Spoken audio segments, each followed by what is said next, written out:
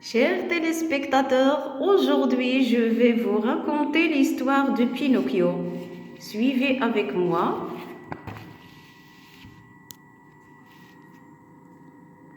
Il était une fois un vulgaire morceau de bois qui provenait d'un tas de bûches.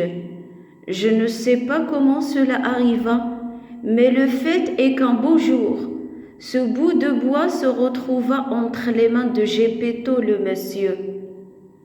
Le rêve de Geppetto était de fabriquer un pantin qui saurait danser, manier l'épée et faire des sauts périlleux. Un pantin de bois qu'il baptisait Pinocchio. Ainsi donc, Geppetto commença à tailler son bout de bois. Il lui sculpta des cheveux, puis un front et une bouche.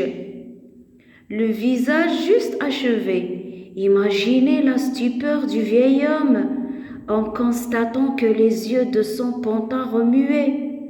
Le pantin était vivant, bien vivant, aussi tout heureux. Le vieil homme s'empressa-t-il de lui sculpter un cou, des épaules, puis tout le reste du corps.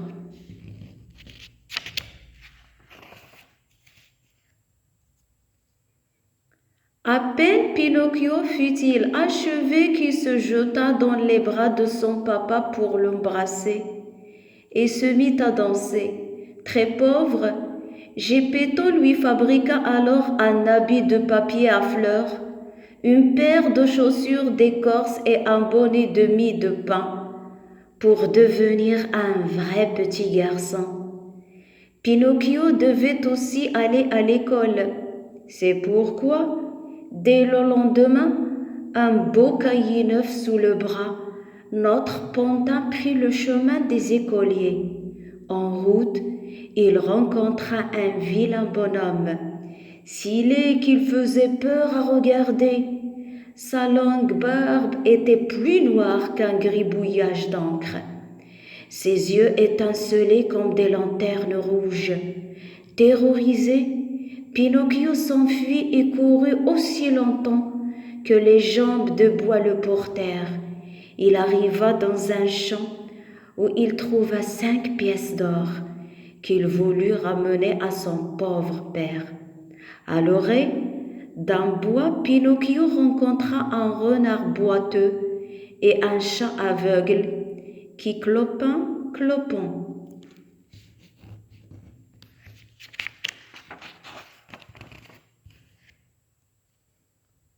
Avançait en bon compagnon de malheur. Bonjour Pinocchio, dit le renard. Oh, les belles pièces d'or! De ces 5 misérables écus, veux-tu en faire 100, 1000, 2000? Au pays d'Enigo, il y a un champ béni que tout le monde appelle le champ des miracles. Si tu y creuses un trou pour y déposer un seul écu d'or, le lendemain, tu trouveras là un arbre chargé de tant de pièces d'or qu'un bel épi peut contenir de grains. Oublions toutes ces bonnes résolutions. Pinocchio s'exclama. Allons-y tout de suite. Et ils marchèrent. Au crépuscule, prétextant quelques visites, ses nouveaux amis le quittèrent. Et Pinocchio poursuivit seul son chemin dans la forêt épaisse et obscure. Soudain, 2 silhouettes menaçantes jaillirent des taillis.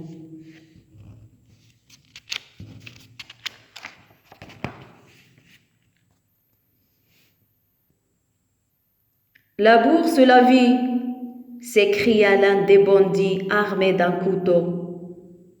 Prompt comme l'éclair, Pinocchio lui happa la main qu'il coupa net d'un coup de dent. C'était en fait une patte de chat, celle de celui qu'il croyait son ami. Notre pantin s'enfuit à travers la forêt, mais crac, un piège se referma sur sa cheville. Pinocchio fut pris d'un tel tremblement que l'on entendit cliqueter les jointures de ses jambes de bois. Comme par magie, apparut alors une enfant belle comme un ange, aux cheveux bleus et au visage blanc de cire. Elle libéra le pantin et lui dit d'une voix d'outre-monde: Petit Pinocchio, rapporte ces pièces d'or à ton papa. Je les ai perdues, mentit Pinocchio qui en réalité les avait dans sa poche. À peine eut-il prononcé ce mensonge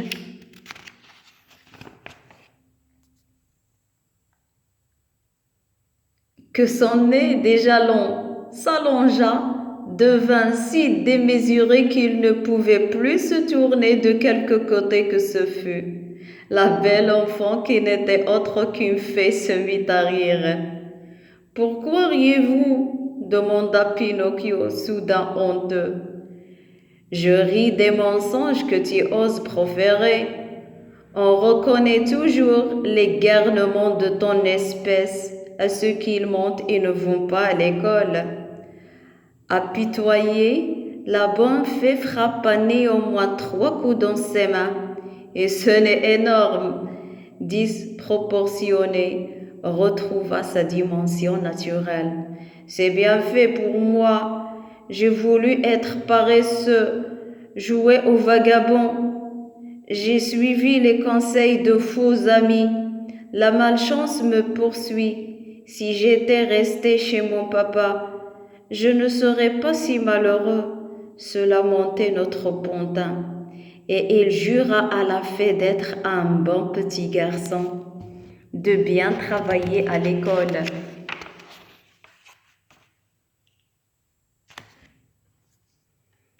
Avant de disparaître, cette dernière frappa une dernière fois dans ses mains et un pigeon apparut dans le ciel. « Pinocchio, viens avec moi, dit celui-ci. Je viens de voir Geppetto qui se fabriquait une barque pour te chercher de l'autre côté de l'océan. Cela fait si longtemps que le pauvre homme te recherche qu'il est prêt à affronter les tempêtes pour te retrouver. Il faut le sauver avant qu'il ne soit trop tard. »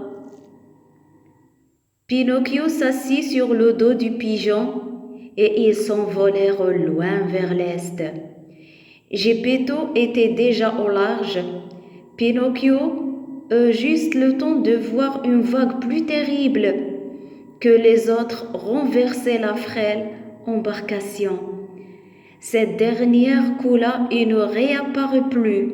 « Je crains que ton père n'ait été avalé par le terrible poisson, » se lamenta alors le pigeon. « Son ventre est plus gros qu'une maison de 5 étages. »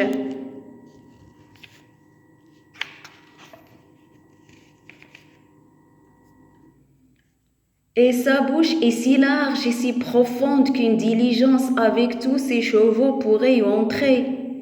Effrayé par ces mots, Pinocchio perdit l'équilibre et tomba dans les flots. Heureusement, le pantin de bois savait nager et voulut rejoindre une île à l'horizon. Mais une horrible gueule de monstre marin filait vers lui et l'engloutit si brutalement qu'il tomba inconscient dans le ventre du grand poisson.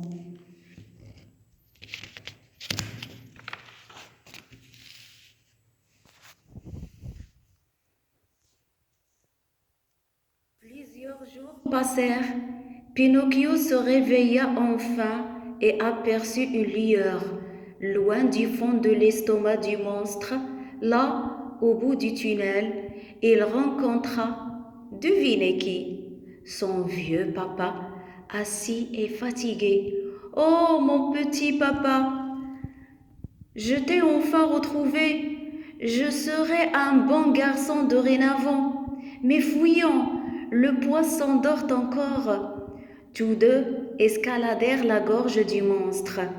De son immense bouche, ils traversèrent toute la langue et enjambèrent les 3 rangées de dents. Pinocchio se jeta alors à l'eau, prit son papa sur son dos et se mit à nager. Abordant le rivage de l'île que Pinocchio avait remarqué, ils s'endormirent tous deux d'épuisement. Le pantin rêva d'une belle enfant aux cheveux bleus et s'éveillant ouvrit des yeux grands comme ça. Il n'était plus un pantin, mais était devenu un beau petit garçon. Voilà, c'était l'histoire de Pinocchio. La prochaine fois, je vais vous raconter l'histoire de Cendrillon. Au revoir.